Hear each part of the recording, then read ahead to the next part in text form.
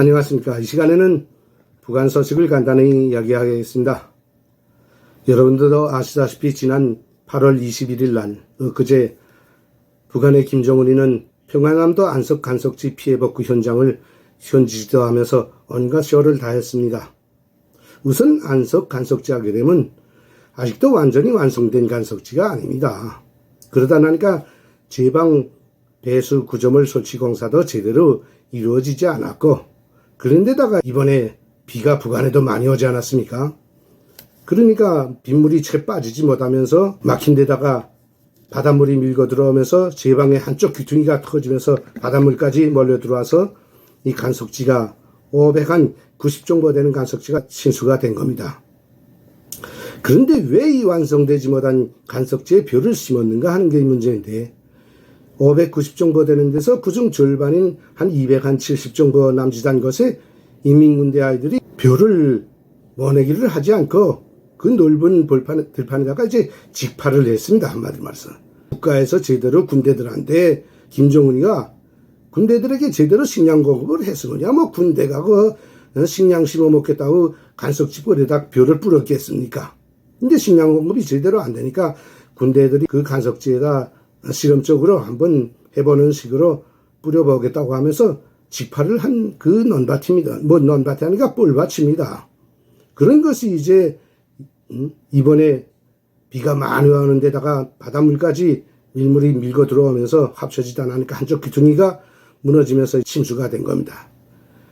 그것을 이제 김정은이는 이때다 하고 기회를 잡아가지고 달려나가서 신발도 벗지 않고 그 허리까지 거의 치는 물속에 들어가서 내가 김덕은 총리를 앞세워가지고 경제 일꾼들을 맹비난했습니다. 이때 이제 김정은이가 한 이야기를 몇 마디 들어보겠습니다. 최근 몇 년여간의 김덕은 내각의 행정 경제 균열이 점점 더 극심하게 문란해졌고, 그 결과 건달뱅이들이 이 무책임한 일본세로 해서 국가 경제 사업을 다 말아먹었다고 몰아붙였습니다. 뿐만 아니라 정말 틀려먹은 것들이라고 하면서 정부 지도 간부들과 지방 간부들이 뻔뻔스럽고 불순하게 그지없다고 했습니다. 그뿐이 아닙니다. 지어는 당주항의 호소에 호흡을 맞출 줄 모르는 정치적 미숙아들, 지적 전능아들, 책무에 불성실한 자들, 이러면서 이들을 절대로 용서할 수 없으니까 책임 있는 기관과 당사자들을 색출해서 당적 또는 법적으로 단단히 문책하고 엄격히 처벌하라고 이제 강하게 명령을 했습니다. 그리고는 그것으로 그치지 않고 이것을 하나도 거르지 않고 여과 없이 조선중앙통신을 통해서 북한 전역은 물론 전 세계에 완전히 공개해버렸습니다. 그러다 나니까 지금 북한은 이 삼복도 위에 저 중앙에서부터 지방까지, 평양에서부터 함경북도 언성군까지 완전히 이 복도 위에 꽁꽁 얼어붙은 상태입니다. 보십시오. 지금 얼마나 더운 때입니까? 그런데 북한은 완전히 찬소리가 끼칩니다. 한마디로 말해서 장성태기를 사용할 때처럼 또 얼마나 많은 간부들과 그 가족들과 그리고 그 친척들과 또 그리고 친구들이 잡혀가서 죽고 수용소로 끌려갈지도 모르며 추방될지도 모르기 때문에 많은 사람들이 전국이 지금 바들바들 떨고 있습니다. 그리고 머지않아서 해외에 나가 있던 그 간부들의 자녀들이거나 친척이거나 또 가까운 사람들이 영문도 모르고 이제 소환장을 받고 끌려 들어가서 청사를 당하거나 수용소로 끌려갈 자들이 적지도 않습니다.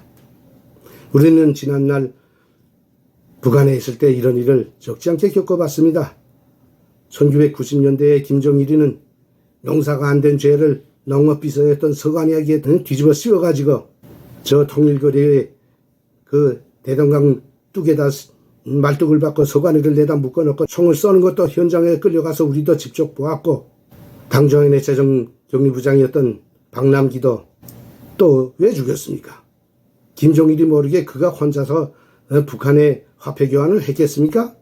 그런데도 김정일이는 그 죄를 박남기에게 뒤집어 씌워서 쏴 죽였던 것입니다. 이번에도 김정은이가 지금 저렇게 무섭게 날뛰는 것은 그 이상의 무서운 처벌이 따를 것입니다. 그렇기 때문에 북한은 지금 전국이 꽁꽁 얼어붙어서 국민들이 내일 아침에 먹을 쌀이 없어도 장마당에도 마음대로 못 가고 산에도 마음대로 못 가고 지금 눈치만 보고 있습니다. 간부들 뿐만 아니라 전국이. 그러면 이런 무서운 독재를 겪어봤습니까? 남쪽 분들은. 지금 남쪽에서는 박정희를 독재자라고 몰아가는 분들이 적지 않은데 독재가 뭔지도 모르는 어리석은 사람들이 박정희를 독재를 몰 때 보게 되면 참 어리석습니다. 또 그렇게 독재를 싫어하는 척 하는 사람들이 북한의 독재자는 왜 그렇게 우상처럼 떠받들어서 그가 하는 일이라면 다 좋다고 하고 그가 지시를 내리면 그렇게 정신없이 뛰어다니면서 독점하는지 모르겠단 말입니다. 한마디로 말해서. 북한살이 하다가 남쪽 분들 욕을 해서 미안한데 그러면 이번에 김정은이가 왜 저렇게 정신 이상자처럼 한나라의 수령이라는 인간이 물속에까지 들어가서 신발도 벗지 않고 들어가서 이제 쇼를 했는지를 우리는 알아야 되기 때문에 오늘 이 방송을 하는 겁니다. 왜 김정은이가 저렇게까지 과도한 쇼를 했을까요? 여러분들 보십시오. 자연재해는 북한만 있은 게 아닙니다. 전 세계는 물론 이 남쪽도 이번에 자연재해 얼마나 봤습니까? 그런데 저 북한에서 그 농토로 아직 등록되지 않은 간석지 한 500 정도 침수된 건 아무것도 아닙니다. 사람이 죽은 것도 아닙니다. 그런데 거기서 왜 저런 썰을 했을까요? 그리고 썰을 할 때입니까? 저 간석지 이번에 침수된 것을 대책을 하려면 물이 다 빠진 다음에 물이 없을 때 그 뻘들을 긁어내든가 뭐 물이 조금 남았을 때 양수기를 퍼내든가 하고 뚝을 막아야 될 거 아닙니까? 바닷물은 계속 들어오고 비는 계속 오고 물은 허리를 치렁치렁 치는데 지금 가서 총리 아니라 그 하늘비가 온들 무슨 대책을 하겠습니까? 그 밀려드는 물을 무엇으로 막으며 그 500 정도 거의 600 정도 되는 그 뻘밭에 허리까지 오는 물을 무엇으로 퍼내겠습니까? 이건 말도 안 되는 행패 아닙니까? 한마디 말해 이제 비도 거치고 바닷물도 막하고 물이 다 빠진 다음에 그 다음에 뚝공사도 하고 뭐 뻘도 걷어내고 농토를 다시 개건해야 될 거 아닙니까? 그런데 지금 가서 그거 안 했다고 물이 허리까지 치는 걸 뻔히 자기도 알면서도 그거 보수공사 안 했다고 지금 사람들 잡아 죽이겠다는 거 아닙니까? 이게야 독재자도 치고도 참 한심한 어리석은 독재자 아닙니까? 그러면 김정은이가 왜 이번에 이런 짓을 했을까요? 이들은 북한에서 살아봤으니까 쉽게 유추해냅니다. 세 가지입니다. 첫째는 전당, 전군, 전민을 한마디 말해 북한 전체 국민들을 자기에게 충실한 개처럼 만들기 위한 공포심을 조성하라는 전형적인 심신박약자들이 하는 공포정치입니다. 이자도 말했지만 자연재해는 어느 나라에다 있었고 또 자연재해 보수는 다 끝난 다음에 해야 할 텐데 물이 허리를 치는데 지금 가서 하지 않았다고 꼬투리를 잡아가지고 사람 죽이려기를 하는 건 이거는 의식적으로 사람들을 길들이기를 하는 겁니다. 한마디 말해 말 듣지 않는 개를 자기의 충실한 개로 만들기 위해서 꽁꽁 묶어놓고 때리는 형식과 같은 겁니다. 공포 정치를 하는 자들이 계속 하는 짓입니다. 지난날 김정은의 아버지 김정일이도 그랬고 또 국제공산주의자들 어느 나라에나 가거나 공산주의자들은 이런 공포 정치를 누구나 다 한 것입니다. 둘째 이유는 지금 북한이 농사가 안 되고 굶주리는 이유를 자기네 김씨 가문의 정책 실패가 아니라 아래 간부놈들이 특히 경제 간부들이 무능하고 일을 안 하기 때문에 제대로 안 하기 때문에 국민들이 알라고 우정 간부들에게 뒤집어 씌우려는 목적으로 이런 짓을 한 겁니다. 이것 역시 지난날 김씨 가문이 대대로 써먹던 수법이며 공산주의자들이 전형적인 뒤집어 씌우기 수법 중에 하나입니다. 자기네는 국민을 위한 올바른 정책만 내세우는데 아래 간부놈들이 다 일 안 하고 건들거리며 놀기만 했기 때문에 국민들이 지금 못 살고 못 먹고 굶어 죽는다고 뒤집어 씌우기 이번에 쇼를 한 겁니다. 세 번째는 김정은이 자기는 인민을 위해서 이렇게 비가 오는데도 물속에 신발도 못 벗고 들어와서 헌신을 다하는 위대한 지도자라는 모습을 보여주기 위한 데로부터 출발한 아직 어리석은 지도자의 쇼였습니다. 능숙한 지도자는 저렇게 안 합니다.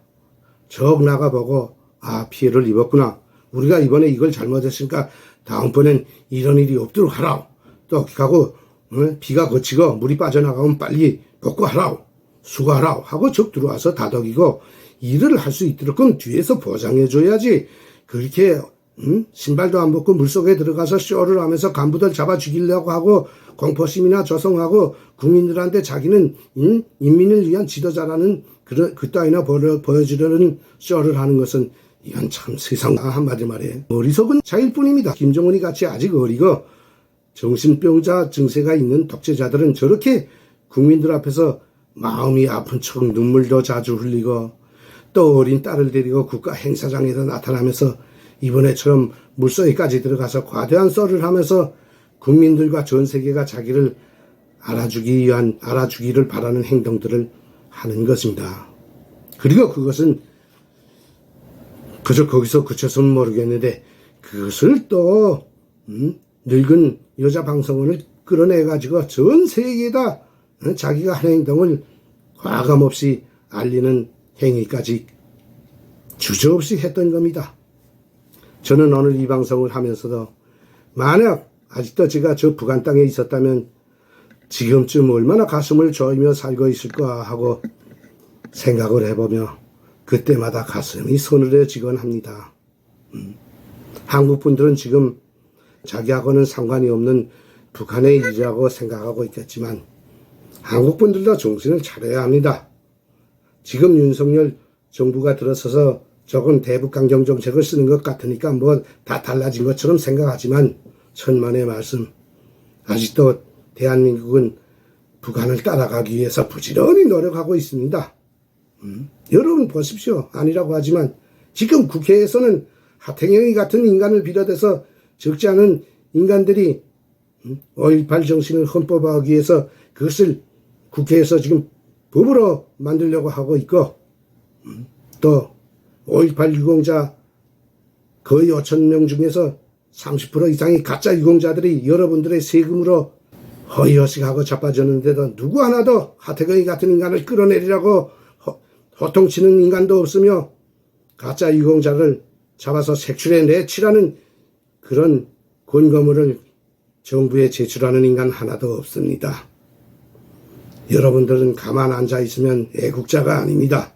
자기들은 이런 방송을 제가 할 때마다 애국자들과 매국노들을 싸잡아서 비판하지 말라는 분들도 있는데 움직이지 않는 애국자는 애국자가 아닙니다. 말하고 글도 쓰고 행동하는 자일 때만이 애국자인 겁니다. 오늘 북한 방송 하다가 대한민국 분들한테 쓴소리를 해서 미안하지만 오늘 저희 방송은 마치겠습니다.